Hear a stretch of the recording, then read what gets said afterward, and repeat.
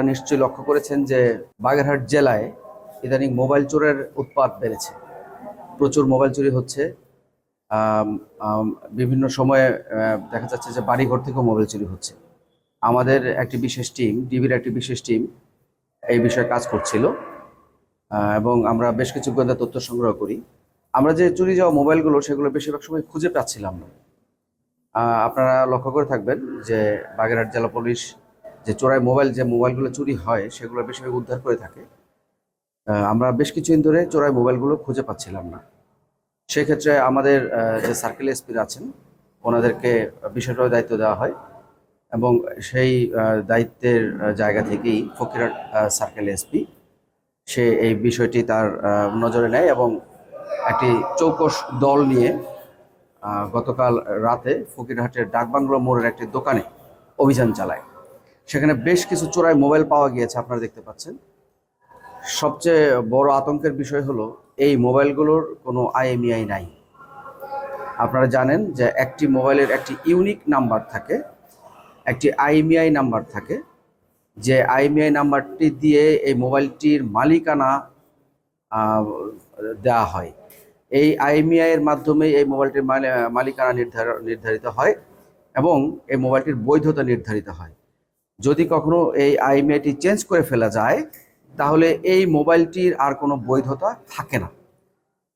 আমরা দুশ্চিন্তার সাথে লক্ষ্য করছি, আমরা গভীরভাবে উদ্বেগের সাথে লক্ষ্য করছি যে এই বাগেরহাটের বেশ কিছু চক্র এই আইএমইআই পরিবর্তনের কাজ করছে এবং এই চোরাই মোবাইলগুলো নিয়ে তারা আইএমইআই চেঞ্জ করে আবার বিক্রি করছে, যাতে মোবাইল চুরি বৃদ্ধি পেয়েছে।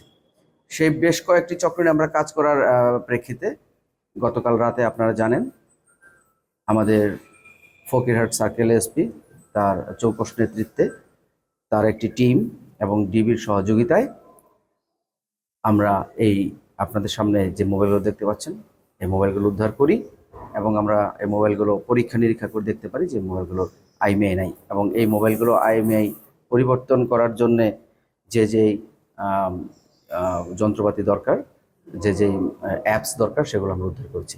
ধন্যবাদ সবাইকে। হারিয়ে যায় তাদের বেশিরভাগ যারা আছেন ভুক্তভোগী ওনারা থানায় একটি জিডি করেন। সেই জিডি মারফত, ঠিক এই মুহূর্তে আমি সংখ্যাটি প্রকাশ করতে পারবো না, সেই জিডি মারফত বেশ কিছু মোবাইল আমরা ইদানিং এই হারিয়ে যাওয়া ব্যক্তিদের কাছে ফিরিয়ে দিতে সমর্থ হয়েছি। ওর আইএমইআই ইতিমধ্যেই চেঞ্জ করা হয়েছে, সেগুলোর মালিকানা খুঁজে পাওয়া সম্ভব না। এই চক্রটি একজন না, এরকম বেশ কিছু চক্রের সন্ধান আমরা পেয়েছি। এখানে কেউ কেউ চোরাইকৃত মোবাইল সংগ্রহ করে, কেউ কেউ এই আইএমইআই চেঞ্জ করার কাজটা করে, আবার এর মধ্যে কেউ কেউ এই মোবাইলটা বিক্রি করার দায়িত্বে থাকে। আমরা মোট 4 জনকে অ্যারেস্ট করতে সমর্থ হয়েছি, 2 জন পালিয়ে যেতে সমর্থ হয়। এই চক্রকে অ্যারেস্ট করার পরবর্তীতে গতকাল সারা রাত ব্যাপী ফকিরহাট সার্কেল এসপির নেতৃত্বে এই চক্রের সাথে যারা জড়িত তাদের বাড়িতে অভিযান করা হয়েছে, কিন্তু তাদেরকে অ্যারেস্ট করা সম্ভব হয়নি। অতি দ্রুতই তাদেরকে আইনের আওতায় নিয়ে আসা হবে।